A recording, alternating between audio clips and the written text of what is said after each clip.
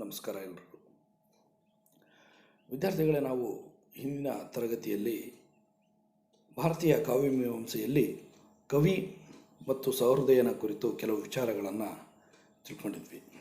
ಅಂದರೆ ಕವಿ ಅಂದರೆ ಯಾರು, ಸಹೃದಯ ಅಂದರೆ ಯಾರು, ಕವಿ ಕಾವ್ಯವನ್ನು ಯಾಕೆ ಬರೀತಾನೆ ಅನ್ನುವ ವಿಚಾರಗಳನ್ನು ತಿಳ್ಕೊಂಡಿದ್ವಿ. ಈ ತರಗತಿಯಲ್ಲಿ ನಾವು ಕವಿ,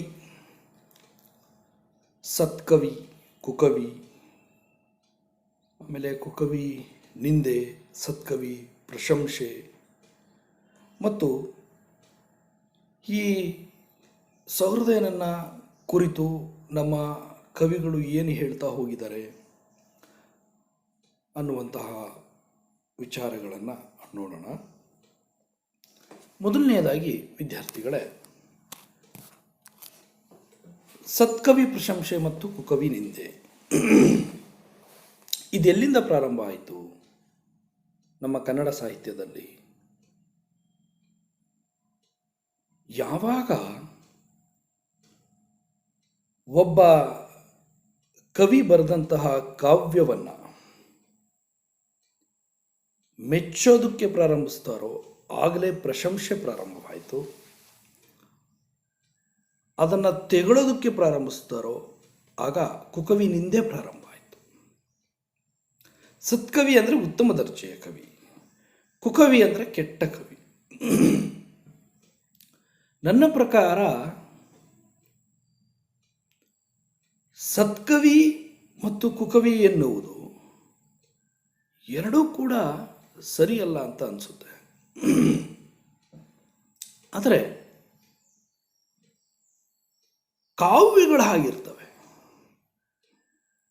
ಉತ್ತಮ ದರ್ಜೆಯ ಕಾವ್ಯ ಇರಬಹುದು, ಕೆಳಮಟ್ಟದ ಕಾವ್ಯವೂ ಕೂಡ ಇರಬಹುದು. ಜೊತೆಗೆ ಈ ಕಾವ್ಯಗಳು ಒಂದು ಕಾಲದ ಕೆಳಮಟ್ಟದ ಕಾವ್ಯ ಇನ್ನೊಂದು ಕಾಲಕ್ಕೆ ಶ್ರೇಷ್ಠ ಕಾವ್ಯವಾಗಬಹುದು. ಒಂದು ಕಾಲದ ಶ್ರೇಷ್ಠ ಕಾವ್ಯ ಇನ್ನೊಂದು ಕಾಲದಲ್ಲಿ ಕೆಳಮಟ್ಟದ ಕಾವ್ಯವೂ ಆಗಬಹುದು. ಜನಪದವನ್ನು ಕಾವ್ಯವೇ ಅಲ್ಲ ಅಂತ ತಿರಸ್ಕರಿಸಿದಂತಹ ಕಾಲವೊಂದಿತ್ತು. ಆದರೆ ಇಂದು ಜನಪದ ಶ್ರೇಷ್ಠ ಕಾವ್ಯ ಅಂತ ನಾವೆಲ್ಲರೂ ಒಪ್ಕೊಳ್ತಾ ಇದ್ದೇವೆ. ಹೀಗೆ ಇವು ಕಾಲನ ಚಕ್ರದಲ್ಲಿ ಬದಲಾಗ್ತಾ ಹೋಗಿದ್ದಾವೆ.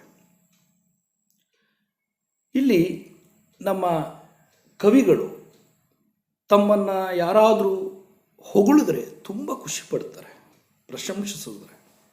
ಕವಿಗಳೇ ಅಷ್ಟೇ ಅಲ್ಲ, ಅದು ಮಾನವ ಸಹಜ ಗುಣವೂ ಹೌದು. ಆದರೆ ತಮ್ಮನ್ನು ತೆಗಳಿದರೆ ಅವ್ರಿಗೆ ಸಹಿಸೋಕ್ಕಾಗೋದಿಲ್ಲ, ಯಾರಿಗಾದರೂ ಅಷ್ಟೇ. ಅದಕ್ಕೆ ಅವರು ತಮ್ಮನ್ನು ತಾವು ಸಮರ್ಥಿಸ್ಕೊಂಡಿರೋದು ಉಂಟು. ಒಬ್ಬ ಕವಿ ಹೇಳ್ತಾನೆ, ಕವಿತಾ ಪ್ರೌಢನೆ ಸೋಲ್ವವೋಲ್ ಕೃತಿಯೊಳ್ ಅಗ್ನಂ ಸೋಲ್ವನೇ. ನೋಡಿ, ಕವಿತೆಯಲ್ಲಿ ಪ್ರೌಢಿಮೆ ಇರ್ತಕ್ಕಂಥವನು, ಕವಿತೆಯ ಜ್ಞಾನ ಇರ್ತಕ್ಕಂಥವನು, ಕಾವ್ಯ ಜ್ಞಾನ ಇರ್ತಕ್ಕಂಥವನು ಸೋಲುವ ರೀತಿಯಲ್ಲಿ ಕೃತಿಯೊಳಗ್ನಂ ಸೋಲ್ವನೆ, ಕೃತಿಗಳ ಬಗ್ಗೆ ಜ್ಞಾನ ಇಲ್ಲದೆ ಇರ್ತಕ್ಕಂಥವನು, ಕಾವ್ಯದ ಬಗ್ಗೆ ಜ್ಞಾನ ಇಲ್ಲದೆ ಇರ್ತಕ್ಕಂಥವನು ಸೋಲ್ತಾನೆಯೇ ಅಂತಾರೆ. ಅಂದರೆ ತಾನು ಬರೆದ ಕಾವ್ಯವನ್ನು ಅಭ್ಯಾಸ ಮಾಡಿ ಅದನ್ನು ತಿಳ್ಕೊಳ್ಳುವಂತಹ ಶಕ್ತಿ ಇಲ್ಲದೇ ಇರತಕ್ಕಂಥವರು ನನ್ನನ್ನು ತೆಗಳ್ತಾರೆ ಅಥವಾ ನನ್ನ ಕಾವ್ಯವನ್ನು ತೆಗಳ್ತಾರೆ ಅಥವಾ ಯಾವುದೇ ಒಂದು ಕಾವ್ಯವನ್ನು ತೆಗಳ್ತಾರೆ ಅನ್ನುವಂತಹ ಮಾತನ್ನು ಹೇಳಿದ್ದಾರೆ. ಇನ್ನು ನಮ್ಮ ಆದಿಕವಿ ಪಂಪ ಈ ಕುರಿತು ಏನು ಹೇಳ್ತಾನೆ, ಸಹೃದಯನ ಕುರಿತು ಪಂಪನ ಅಭಿಪ್ರಾಯಗಳು ಏನು ಅನ್ನೋದನ್ನು ನೋಡೋದಾದರೆ, ಕೋಗಿಲೆಯ ಸರವರಣ್ಯದೊಳೇಗೈವುದೋ ಮೂರ್ಖ ಜನ ಜಡಾರಣ್ಯದೋಳ್ ಅಂತಾನೆ. ಅಂದರೆ ಕೋಗಿಲೆ ಅರಣ್ಯದಲ್ಲಿ ಅದು ಹಾಡಿದರೆ ಅದರದ್ದು ಏನು ಉಪಯೋಗ ಇಲ್ಲ. ಹಾಗೆ ಮೂರ್ಖ ಜನರ ಈ ಜಡಾರಣ್ಯದಲ್ಲಿ ನಾನು ಕಾವ್ಯವನ್ನು ಹೇಳಿದರೆ ಏನು ಉಪಯೋಗ ಇಲ್ಲ ಅಂಥೇಳಿ. ಅಂದರೆ ಯಾರು ಸಹೃದಯರಿರ್ತಾರೆ ಅವರ ಎದುರಿಗೆ ನಾನು ಕಾವ್ಯವನ್ನು ಹೇಳಬೇಕು, ಯಾರು ಕೋಗಿಲೆಯ ಆ ಗಾನವನ್ನು, ಆ ಕುಹು ಕುಹು ಕೂಗನ್ನು ಕೇಳಿ ಆನಂದಿಸ್ತಾರೆ. ಅಲ್ಲಿ ಕೋಗಿಲೆ ಕೂಗಬೇಕು ಅನ್ನುವ ರೀತಿಯ ಮಾತುಗಳನ್ನು ನಮ್ಮ ಆದಿಕವಿ ಪಂಪ ಹೇಳಿದ್ದಾನೆ. ಶುಷ್ಕ ವೈಯಾಕರಣಂಗಂ ಶುಷ್ಕ ತಾರ್ಕಿಕಂಗಂ ವಿಷಯಮೇ ಕಾವ್ಯರತ್ನಂ ಅತಿ ಚತುರ ಕವಿ ಕದಂಬಕ ವಿಷಯಂ. ಈ ಕಾವ್ಯ ಅಂತಕ್ಕಂಥದ್ದು ಶುಷ್ಕ ವೈಯಾಕರಣಿಗೆ, ಶುಷ್ಕ ತಾರ್ಕಿಕರಿಗೆ ವಿಷಯವಾಗುವುದಿಲ್ಲ. ಅಂದರೆ ಕಾವ್ಯವನ್ನು ವ್ಯಾಕರಣದ ದೃಷ್ಟಿಯಿಂದ ನೋಡ್ತಕ್ಕಂಥದ್ದು ಮತ್ತು ತಾರ್ಕಿಕ ದೃಷ್ಟಿಯಿಂದ ನೋಡ್ತಕ್ಕಂಥದ್ದು ಸರಿಯಲ್ಲ. ಹಾಗೆ ನೋಡಿದರೆ ಅವರಿಗೆ ಅದರ ರಸಾನುಭವವಾಗುವುದಿಲ್ಲ. ಈ ಕಾವ್ಯರತ್ನ ಅಂತಕ್ಕಂಥದ್ದು ಇದು ಅತಿ ಚತುರ ಕವಿ ಕದಂಬಕ ವಿಷಯ. ಇದು ಕವಿಗಳ ಕದಂಬಕ ಅಂದರೆ ಸಮೂಹ. ಇದು ಸಾಮಾನ್ಯವಾದ ವ್ಯಾಕರಣದ ವಿಷಯ ಅಲ್ಲ, ತಾರ್ಕಿಕ ವಿಷಯ ಅಲ್ಲ. ಇದು ಕಾವ್ಯರತ್ನಂ ಅತಿ ಚತುರ ಕವಿ ಕದಂಬಕ ವಿಷಯಂ ಅನ್ನುವ ಮಾತನ್ನು ಪಂಪ ಹೇಳಿದ್ದಾನೆ. ಅಂದರೆ ಕಾವ್ಯವನ್ನು ನಾವು ಆಸ್ವಾದಿಸುವಂತಹ ದೃಷ್ಟಿಯಿಂದ ನೋಡಬೇಕು, ರಸಾನುಭವದ ದೃಷ್ಟಿಯಿಂದ ನೋಡಬೇಕು. ಆಗ ಆ ಕಾವ್ಯ ಶ್ರೇಷ್ಠ ಕಾವ್ಯವಾಗಿ ನಮಗೆ ಕಾಣ್ತದೆ. ಯಾವುದೋ ಒಂದು ತರ್ಕದಿಂದ, ವ್ಯಾಕರಣದ ದೃಷ್ಟಿಯಿಂದ ನೋಡಬಾರ್ದು. ಮತ್ತು ವ್ಯಾಕರಣಿಗೆ, ತಾರ್ಕಿಕರಿಗೆ ಇದೊಂದು ವಸ್ತು ವಿಷಯವಾಗುವುದಿಲ್ಲ ಅನ್ನುವಂತಹ ಮಾತನ್ನು ನಮ್ಮ ಆದಿಕವಿ ಪಂಪ ಹೇಳಿದ್ದಾನೆ. ಹಾಗೆ ಇನ್ನು ತೀನಂ ಶ್ರೀಯವರ ಈ ಒಂದು ಅನುವಾದದ ಪದ್ಯ ಇದೆಯಲ್ಲ, ಇದು ನಮಗೆ ಭಾಳಷ್ಟು ಈ ಸಹೃದಯರ ಕೊರತೆ ಕಾಡ್ತಾ ಇದೆ ಅನ್ನುವಂತಹ ಮಾತುಗಳನ್ನು ಹೇಳುತ್ತೆ. ಕವಿಗಳಿಗೆ ಎಷ್ಟು ಸಹೃದಯರ ಕಾಟ ಇದೆ ಅನ್ನುವಂಥದ್ದನ್ನು ನಾವಿಲ್ಲಿ ನೋಡಬಹುದಾಗಿದೆ ವಿದ್ಯಾರ್ಥಿಗಳು. ಉಳಿದೆಲ್ಲ ಕರ್ಮ ಫಲಗಳನ್ನು ಮನ ಬಂದಂತೆ ಕಳಹು, ಸಹಿಸುವೆನಯ್ಯ ನಾನದನು ವಿಧಿಯೇ. ಅರಸಿಕರ ಮುಂದೆ ಕವಿತೆಯನ್ನೊಪ್ಪಿಸುವುದೊಂದ ಬರೆಯದಿರು ಬರೆಯದಿರು ಬರೆಯದಿರು ಶಿರದಿ. ಉಳಿದೆಲ್ಲ ಕರ್ಮಫಲಗಳನ್ನು ಮನ ಬಂದಂತೆ ಕಳಹು, ಸಹಿಸುವೆನಯ್ಯ ನಾನದನು ವಿಧಿಯೇ. ನಮಗೆ ಏನು ಬೇಕಾದ್ರೆ ಕಷ್ಟ ಕೊಡು, ಏನು ಬೇಕಾದರೆ ಕೊಡು, ನಾನು ಅದನ್ನು ಸಹಿಸ್ತೀನಿ ವಿಧಿಯೇ. ಆದರೆ ಅರಸಿಕರ ಮುಂದೆ ಕವಿತೆಯನ್ನೊಪ್ಪಿಸುವುದೊಂದ ಬರೆಯದಿರು ಬರೆಯದಿರು ಬರೆಯದಿರು ಶಿರದಿ. ಎಂತಹ ಮಾತಿದು! ಏನು ಕಷ್ಟ ಬೇಕಾದ್ರೆ ಸಹಿಸ್ತಾನಂತೆ ಕವಿ. ಆದರೆ ಅರಸಿಕರ ಮುಂದೆ, ಕಾವ್ಯವನ್ನು ನಾನು ವಾಚನ ಮಾಡಿದರೆ ಅರ್ಥ ಮಾಡ್ಕೊಳ್ಳದೇ ಇರೋರ ಮುಂದೆ ಕವಿತೆಯನ್ನು ಒಪ್ಪಿಸುವಂತಹದ್ದನ್ನು ಒಂದನ್ನು ಬರಿಬೇಡ. ಎಷ್ಟು ಕಷ್ಟ ಕವಿಗೆ ಅನ್ನೋದು ನಮಗಿಲ್ಲಿ ಅರ್ಥ ಆಗುತ್ತೆ. ಅರಸಿಕರ ಮುಂದೆ ಕಾವ್ಯವನ್ನು ಒಪ್ಪಿಸೋದು, ನಾನು ಓದಿ ಹೇಳೋದೇ ಒಂದು, ಅವರ ಅರ್ಥ ಮಾಡ್ಕೊಳ್ಳೋದೇ ಒಂದು ಆದಾಗ ಎಷ್ಟು ಕಷ್ಟ. ಅದಕ್ಕೆ ಬಹಳಷ್ಟು ಜನ ಕವಿಗಳು ತಾವು ಕಾವ್ಯವನ್ನು ಓದಿಬಿಟ್ಟು ಅದರ ಅರ್ಥವನ್ನು ಹೇಳಕ್ಕೆ ಹೋಗ್ಬಿಡ್ತಾರೆ ಮತ್ತು ಅದರ ಸಂದರ್ಭವನ್ನು ಹೇಳ್ತಾರೆ. ಆಕ್ಚುಯಲಾಗಿ ಆ ಕವಿತೆಯನ್ನು ವಾಚನ ಮಾಡಿದಾಗ ಅದರ ಅರ್ಥ ಹೇಳುವ ಅವಶ್ಯಕತೆ ಇಲ್ಲ, ಅದರ ಸಂದರ್ಭವನ್ನು ಹೇಳುವ ಅವಶ್ಯಕತೆಯೇ ಇಲ್ಲ. ಸಹೃದಯನನ್ನು ನಂಬಬೇಕಾಗ್ತದೆ, ಸಹೃದಯನಿಗೆ ಸ್ವಾತಂತ್ರ್ಯವನ್ನು ಕೊಡಬೇಕಾಗ್ತದೆ. ಅವನು ತಾನು ಅದನ್ನು ಅರ್ಥ ಮಾಡ್ಕೊಳ್ತಾನೆ. ಇದು ಧ್ವನಿ ಸಿದ್ಧಾಂತದಲ್ಲಿ ಬರ್ತಕ್ಕಂಥದ್ದು. ಓದುಗ ತಾನು ಅರ್ಥ ಮಾಡ್ಕೊಳ್ತಾನೆ, ಆಗಲೇ ಆ ಕವಿಯ ಕವಿತೆ ಅಂತಕ್ಕಂಥದ್ದು ಶ್ರೇಷ್ಠವಾಗ್ತದೆ ಅಂತದ್ದು ಧ್ವನಿ ಸಿದ್ಧಾಂತದಲ್ಲಿ ಬರುವಂತಹ ಮಾತು ವಿದ್ಯಾರ್ಥಿಗಳೇ. ಕವಿತೆ, ಇಂದಿನ ಕವಿತೆ 200 ವರ್ಷಗಳ ಮುಂದಕ್ಕೆ ಬೇರೆಯ ಅರ್ಥವನ್ನೇ ಪಡ್ಕೊಳ್ಬಹುದು.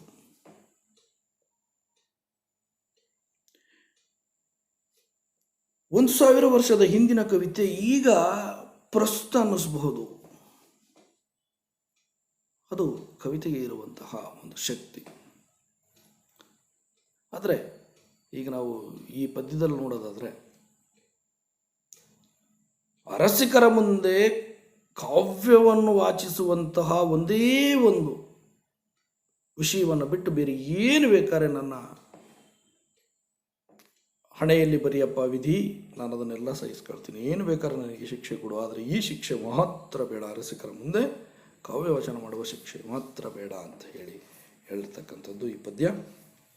ಇನ್ನು ಮುಂದೆ ನೋಡೋದಾದರೆ ಬೇಂದ್ರೆ, ಕುವೆಂಪು ಇವರೆಲ್ಲ ಏನು ಹೇಳಿದ್ದಾರೆ ಸಹೃದಯನನ್ನು ಕುರಿತು ಅನ್ನುವ ವಿಚಾರಗಳನ್ನು ನೋಡೋದಾದರೆ, ಅದಕ್ಕೂ ಮುಂಚೆ ಒಬ್ಬ ಹಿರಿಯ ಕವಿ ಮರಿ ಕವಿಗೆ ಹೇಳುವ ಮಾತುಗಳಿದ್ದಾವೆ, ಅವನ್ನು ನೋಡ್ಕೊಂಡ್ಬಿಟ್ಟು ಮುಂದೆ ಬೇಂದ್ರೆ ಮತ್ತು ಕುವೆಂಪುರವರು ಏನು ಹೇಳ್ತಾರೆ ಅನ್ನೋದು ನೋಡೋಣ. ಸಾಮಾನ್ಯವಾಗಿ ಕವಿಗಳು ಕಿರಿಯ ಕವಿಗಳಿಗೆ ಉಪದೇಶವನ್ನು ಮಾಡ್ತಾರೆ. ಅದು ಮೊದಲಿನಿಂದನೂ ಬಂದಿರತಕ್ಕಂಥದ್ದು, ಈಗಲೂ ಕೂಡ ಅಷ್ಟೇ. ಕಾವ್ಯಗಳನ್ನು ಬರೆದಂತಹ ಕಿರಿಯ ಕವಿಗಳು ಹಿರಿಯ ಕವಿಗಳಿಗೆ ತೋರಿಸೋದುಂಟು. ಹಾಗೆ ಒಬ್ಬ ಹಿರಿಯ ಕವಿ ಮರಿ ಕವಿಗೆ ಹೇಳಿರುವಂತಹ ಮಾತಿದೆ ನೋಡಿ. ಆದರಿಸರ್ ಖಳರ್ ಕೆಲವರ್ ಈ ಪೊಸಕಬ್ಬಮನ್ ಎಂದು ಮನಃಖೇದ ಮನಾಳದಿರ್ ನೋಡೆ ಸಜ್ಜನರ್ಗೆ ಸೇವ್ಯಮ್ಮಾದೊಡೆ ಸಾಲದೆ. ಆದರಿಸರ್ ಖಳರ್ ಕೆಲವರ್ ಈ ಪೊಸಕಬ್ಬಮನ್ ಎಂದು ಮನಃಖೇದ ಮನಾಳದಿರ್. ಅಯ್ಯೋ, ಈ ಹೊಸ ಕಬ್ಬ ಅಂದರೆ ಕಾವ್ಯ, ಈ ಹೊಸ ಕಾವ್ಯವನ್ನು ಈ ಖಳರು ಕೆಲವರು ಆಧರಿಸ್ತಾ ಇಲ್ಲ ಅಂತೇಳಿ ಬೇಜಾರಾಗಬೇಡ. ನೋಡೆ ಸಜ್ಜನರಿಗೆ ಸೇವೆ ಮಾದೊಡೆ ಸಾಲದೆ. ಸಜ್ಜನರಿಗೆ, ಕೆಲವರು ಸಜ್ಜನರಿದ್ದಾರೆ, ಅವರಿಗೆ ಸೇವ್ಯವಾದರೆ, ಅವರಿಗೆ ಒಪ್ಪಿಗೆಯಾದರೆ ಸಾಕಿಲ್ವೇ? ಅವರು ಅದನ್ನು ಇಷ್ಟಪಟ್ಟರೆ ಸಾಕಿಲ್ವೇ? ಎಲ್ಲರೂ ಇಷ್ಟಪಡಬೇಕು ಅಂತ ಯಾಕೆ ಬಯಸ್ತೀಯ? ಹೌದು, ಯಾವುದೇ ಕಾವ್ಯವನ್ನು ಎಲ್ಲರೂ ಇಷ್ಟಪಡೋದಕ್ಕೆ ಸಾಧ್ಯವಿಲ್ಲ. ಒಬ್ಬರಿಗೆ ಶ್ರೇಷ್ಠ ಅನಿಸಿದ ಕಾವ್ಯ ಇನ್ನೊಬ್ಬನಿಗೆ ಕನಿಷ್ಠ ಅನ್ನಿಸ್ಬೋದು, ಇನ್ನೊಬ್ಬನಿಗೆ ಕನಿಷ್ಠ ಅನಿಸಿದ ಕಾವ್ಯ ಇನ್ನೊಬ್ಬನಿಗೆ ಶ್ರೇಷ್ಠ ಅನ್ನಿಸ್ಬೋದು. ಆದರೆ ಹೊಸದಾಗಿ ಕಾವ್ಯವನ್ನು ಬರೆದಂತಹ ಕವಿಗೆ ಈ ಒಂದು ಚೂರು ಅಳುಕಂತೂ ಇದ್ದೇ ಇರ್ತದೆ. ಅದರಿಂದನೇ ಅನಿಸುತ್ತೆ ನಮ್ಮ ಮುದ್ದಣ್ಣ ತಾನು ಬರೆದ ಕಾವ್ಯವನ್ನು ಹಾಗೆ ಮುಚ್ಚಿಟ್ಟಿದ್ದ. ಬೇರೆ ಹೆಸರಿನಿಂದ ಬರೆದ ಕಾವ್ಯವನ್ನು ಭಾಳಷ್ಟು ಜನ ಬೇರೆ ಹೆಸರಿನಿಂದ ಕಾವ್ಯವನ್ನು ಬರೆದು ಪ್ರಕಟಿಸಿರ್ತಕ್ಕಂಥದ್ದನ್ನು ನೋಡಿದ್ದೀವಿ. ಇದಕ್ಕೆ ಇದು ಒಂದು ಕಾರಣ ಇರಬಹುದಾ ಅಂತಾನು ಅನ್ನಿಸ್ತದೆ. ಯಾಕೆಂದರೆ ಏನಂತಾರೋ ಇದನ್ನು ಓದಿ ಅನ್ನುವಂಥದ್ದು ಎಲ್ರಿಗೂ ಒಂದು ಅಳುಕು ಅಂತ ಇರ್ತದೆ. ಆದರೆ ಆ ಅಳುಕು ಬೇಡ ಅನ್ನುವಂಥದ್ದನ್ನು ಒಬ್ಬ ಹಿರಿಯ ಕವಿ ಮರಿ ಕವಿಗೆ ಹೇಳಿರ್ತಕ್ಕಂಥ ಮಾತುಗಳನ್ನು ನಾವಿಲ್ಲಿ ನೋಡ್ಬೋದು ವಿದ್ಯಾರ್ಥಿಗಳೇ. ಇನ್ನು ಮುಂದುವರೆದು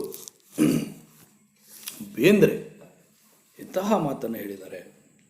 ಎನ್ನ ಪಾಡೆನಗಿರಲಿ ಅದರ ಹಾಡನ್ನಷ್ಟೇ ನೀಡುವೆ ರಸಿಕ ನಿನಗೆ, ಕಲ್ಲು ಸಕ್ಕರೆಯಂಥ ನಿನ್ನೆದೆಯು ಕರಗಿದರೆ ಆ ಸವಿಯ ಹಣಿಸು ನನಗೆ, ಆ ಸವಿಯ ಹಣಿಸು ನನಗೆ. ಎನ್ನ ಪಾಡೆನಗಿರಲಿ ಅದರ ಹಾಡನ್ನಷ್ಟೇ ನೀಡುವೆನು ರಸಿಕ ನಿನಗೆ. ಹೌದು, ಬೇಂದ್ರೆಯವರು ಅವರ ಪಾಡಿಗವರಿದ್ದು ಅವ್ರ ಪಾಡನ್ನು ಅವರು ಪಟ್ಟು ಅದರ ಹಾಡನ್ನು ನಮಗೆ ನೀಡಿದಂತಹ ಕವಿ, ಶ್ರೇಷ್ಠ ಕವಿ. ಇಂತಹ ಮಾತುಗಳನ್ನು ಹೇಳಿದ್ದಾರೆ. ಅವರು ಪಾಡಿಗವರಿದ್ದಾರೆ. ಜೀವನದಲ್ಲಿ ಎಷ್ಟೆಲ್ಲ ಕಷ್ಟಗಳನ್ನು ಅನುಭವಿಸಿದ್ದಾರೆ.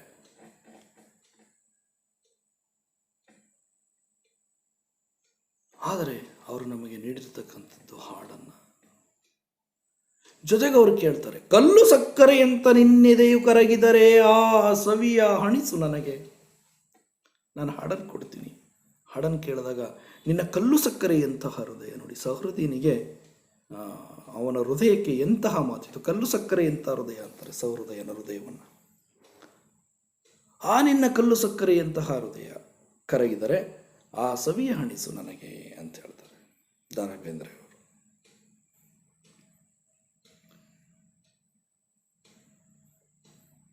ಆಮೇಲೆ ಈಗ ದ ರಾ ಬೇಂದ್ರೆಯವರು ಕೂಡ ಕಾವ್ಯವನ್ನು ಜೀವನಾನುಭವದ ಮೂಲಕ ತಮ್ಮ ಜೀವನದಲ್ಲಿ ಪಟ್ಟ ಹಾಡನ್ನಾಗಿಸಿದಂತಹ ಕವಿ ಅಂತಕ್ಕಂಥದ್ದು ನಮಗೆಲ್ಲರಿಗೂ ಗೊತ್ತಿರತಕ್ಕಂಥ ವಿಚಾರ. ಜೊತೆಗೆ ಕಾವ್ಯ ಬರೆಯೋದಕ್ಕೆ ಕಾರಣ ಏನು ಅಂತ ನಾವು ನೋಡಿದಾಗ ತನ್ನ ಒತ್ತಡ ನಿವಾರಣೆಗಾಗಿ, ಅನುಭವದ ಬಿಡುಗಡೆಗಾಗಿ ಮಾತ್ರ ಆ ಕಾವ್ಯವನ್ನು ಬರೆದ್ರೆ ಅದರಿಂದ ನಮಗೆ ಎಷ್ಟು ಒಳ್ಳೆಯದಿದೆ, ಎಷ್ಟು ಕೆಟ್ಟದಿದೆ. ನಾನು ನನಗೆ ಆಗುವಂತಹ ಎಲ್ಲ ಅನುಭವಗಳನ್ನು ಹಾಗೆ ಬರೆದು ಸಹೃದಯನಿಗೆ ಹಾಗೆ ಕೊಡೋಕ್ಕಾಗುತ್ತೆಯೇ?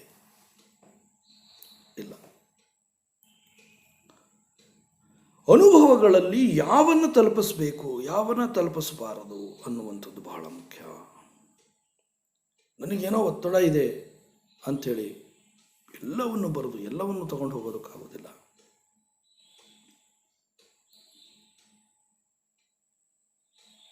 ಮನುಷ್ಯನಿಗೆ ಕೆಟ್ಟ ಕೆಟ್ಟ ಅನುಭವಗಳು ಆಗುವುದುಂಟು.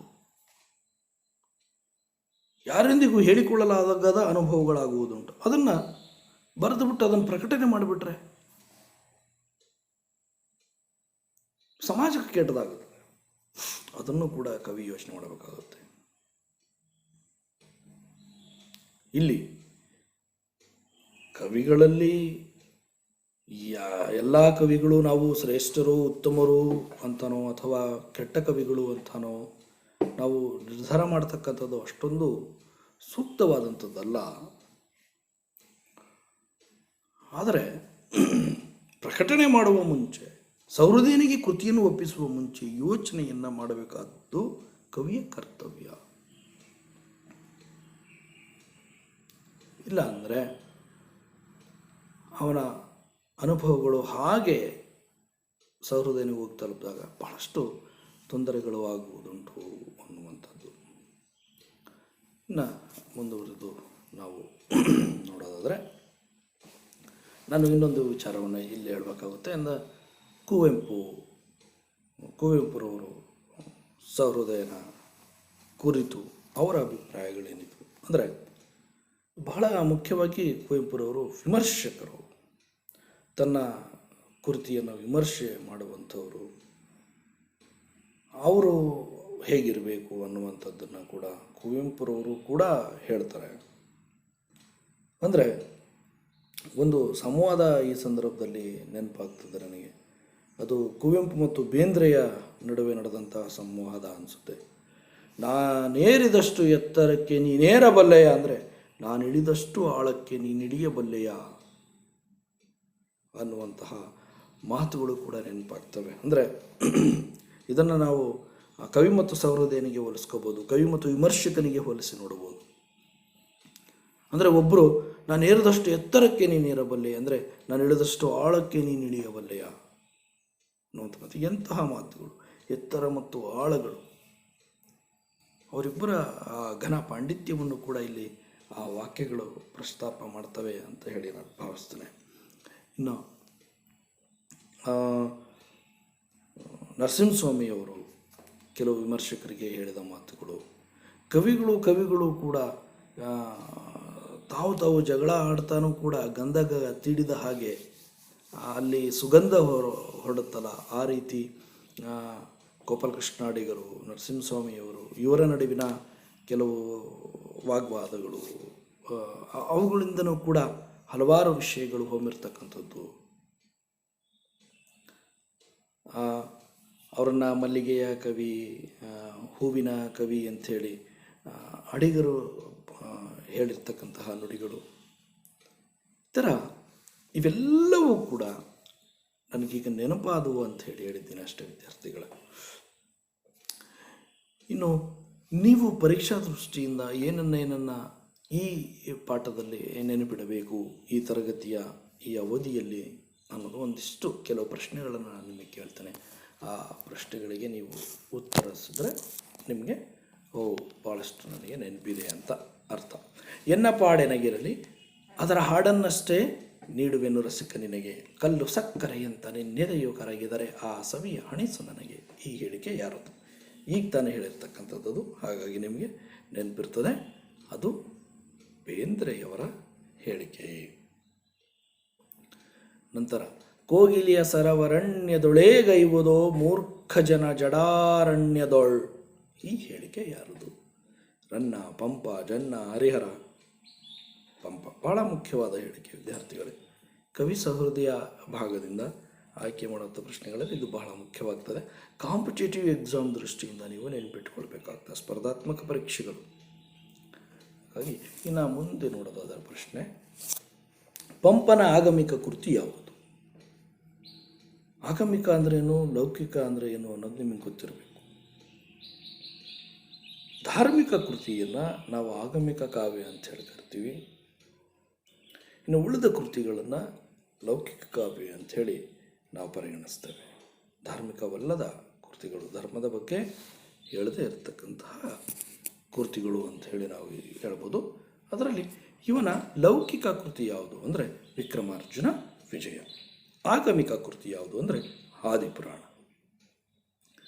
ಕನ್ನಡದ ಮೊದಲ ಕೃತಿ ಯಾವುದು? ಇದು ಬಹಳಷ್ಟು ಪರೀಕ್ಷೆಗಳಿಗೆ ಕೇಳಿರುವ ಪ್ರಶ್ನೆ ಮತ್ತು ಬಹಳ ಸಿಂಪಲ್ ಆದ ಪ್ರಶ್ನೆ. ಕನ್ನಡದ ಮೊದಲ ಕೃತಿ ಕವಿರಾಜ ಮಾರ್ಗ. ಯಾಕೆ ಕನ್ನಡದ ಮೊದಲ ಕೃತಿಯನ್ನು ಇಲ್ಲಿ ಪ್ರಸ್ತಾಪ ಮಾಡಿದ್ದೀವಿ ಅಂದರೆ, ಕವಿರಾಜ ಮಾರ್ಗ ಅದರಲ್ಲೂ ಕೂಡ ನಮಗೆ ಕವಿಯ ಪ್ರಸ್ತಾಪ ಭಾಳಷ್ಟು ಬರ್ತದೆ. ಕವಿಗಳಿಗೆ ರಾಜಮಾರ್ಗವನ್ನು ಹಾಕಿದಂತಹ ಕೃತಿ ಅದು ಅಂಥೇಳಿ, ಹಾಗಾಗಿ ಅದನ್ನು ಕೂಡ ಇಲ್ಲಿ ಪ್ರಸ್ತಾಪ ಮಾಡಬೇಕಾಗುತ್ತೆ. ಕನ್ನಡದ 2ನೇ ಜ್ಞಾನಪೀಠ ಪ್ರಶಸ್ತಿ ಪಡೆದ ಕವಿ ಯಾರು ಅಂದರೆ ಅದು ಬೇಂದ್ರೆ. ಹಾಗಾದರೆ ಮೊದಲನೇ ಜ್ಞಾನಪೀಠ ಪ್ರಶಸ್ತಿಯನ್ನು ಪಡೆದಂತಹ ಕವಿ ಯಾರು ಅಂದರೆ ಕುವೆಂಪು. ನೀವು 1ರಿಂದ 8ರವರೆಗೆ ಜ್ಞಾನಪೀಠ ಪ್ರಶಸ್ತಿಗಳನ್ನು ಪಡೆದ ಕವಿಗಳ ಪಟ್ಟಿಯನ್ನು ಬರ್ಕೊಳ್ಳಿ ಮತ್ತು ಅವರ ಕೃತಿಗಳನ್ನು ಕೂಡ ನೀವು ಅಭ್ಯಾಸ ಮಾಡಿ. ನಿಮಗೆ ಸ್ಪರ್ಧಾತ್ಮಕ ಪರೀಕ್ಷೆಗಳಿಗೆ ಬಹಳ ಅನುಕೂಲ ಆಗ್ತದೆ ಅಂತ ಹೇಳ್ತಾ ಈ ಒಂದು ತರಗತಿಯನ್ನು ನಾವು ಮುಕ್ತಾಯ ಮಾಡ್ತಾ ಇದ್ದೀವಿ.